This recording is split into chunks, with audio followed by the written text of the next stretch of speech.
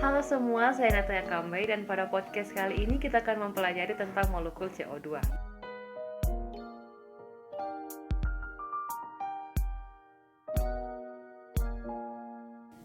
Tetapi sebelum itu kita harus mengetahui apa itu ilmu kimia terlebih dahulu.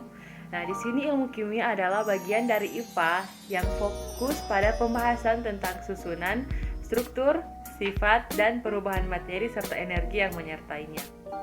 Kimia adalah ilmu yang mempelajari tentang komposisi, struktur, sifat, transformasi, dinamika, dan energetika materi. Materi adalah segala sesuatu yang mempunyai massa dan menempati ruang. Materi merupakan bahan penyusun alam semesta, dan dengan ini dapat kita pahami bahwa alam semesta telah dijadikan oleh firman yang merupakan realitas Allah yang membentuk semua kreativitas ciptaannya. Allah membentuk semua molekul dalam berbagai bahan dalam kreasinya. Allah membuat kreasi benda dengan kekreativitasan yang luar biasa. Nah, ilmu kimia sendiri memiliki peran dalam kehidupan manusia.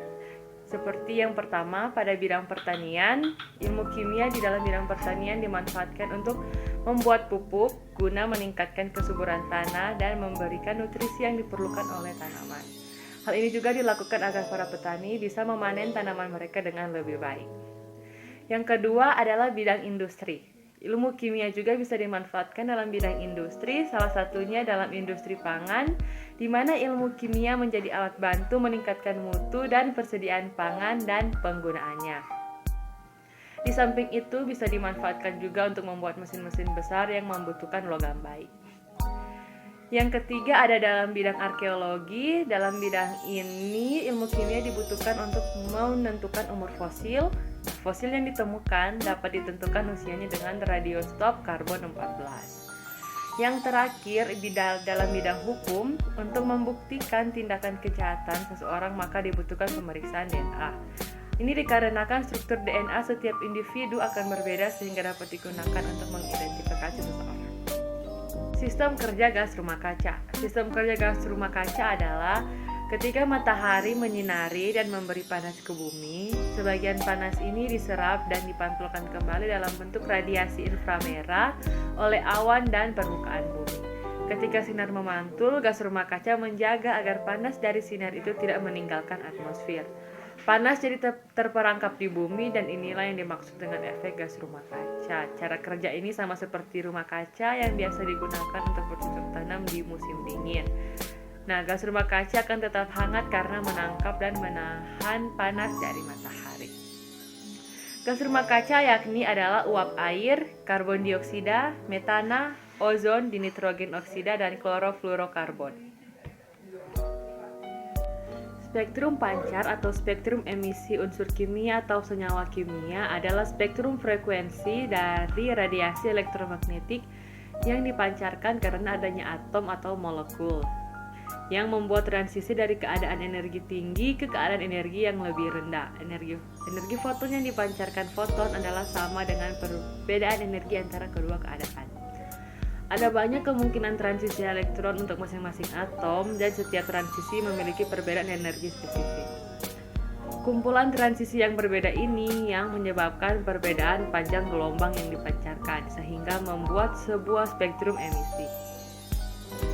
Ketika elektron dalam atom tereksitasi, misalnya dengan dipanaskan, energi tambahan akan mendorong elektron ke orbit yang berenergi lebih tinggi.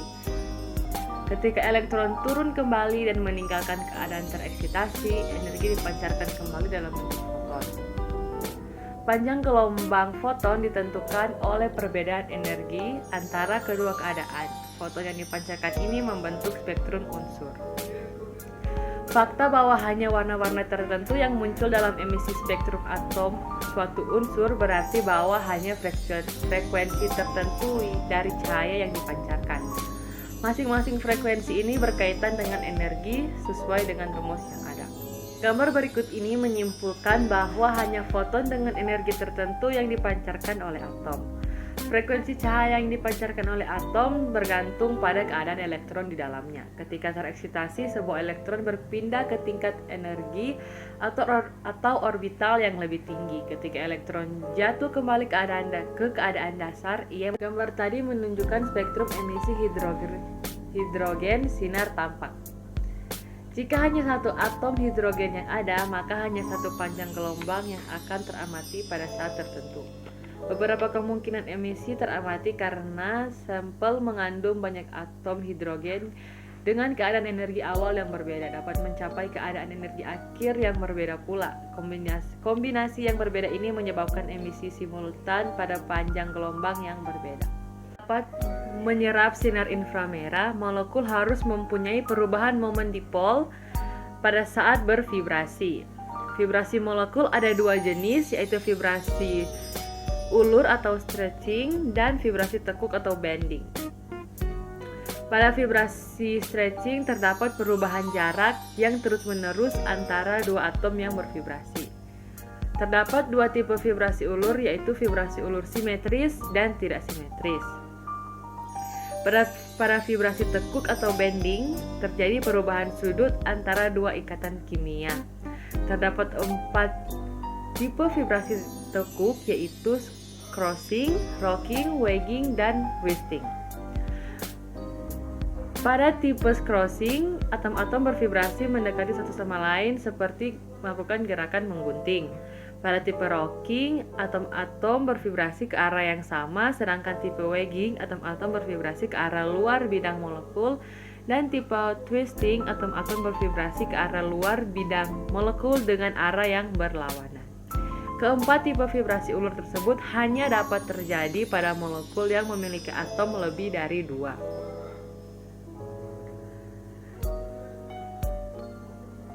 Selanjutnya, pada gas rumah kaca ada beberapa gas penyusun atmosfer yang dapat menyerap sinar inframerah. Gas-gas tersebut antara lain uap air, karbon dioksida, metana, dan dinitrogen oksida. Gas-gas ini memerangkap sinar inframerah sehingga membuat lapisan yang berada di bawahnya hangat. Kejadian ini mirip dengan kejadian di rumah kaca, di mana panas dalam rumah kaca terperangkap dan tidak dapat keluar. Seperti yang telah dikemukakan sebelumnya, bumi mengemisikan kembali sinar matahari dalam bentuk sinar inframerah. Sinar inframerah ini diserap oleh molekul ketika molekul tersebut mengubah gerakan rotasi vibrasinya. Karbon dioksida mempunyai rumus molekul CO2.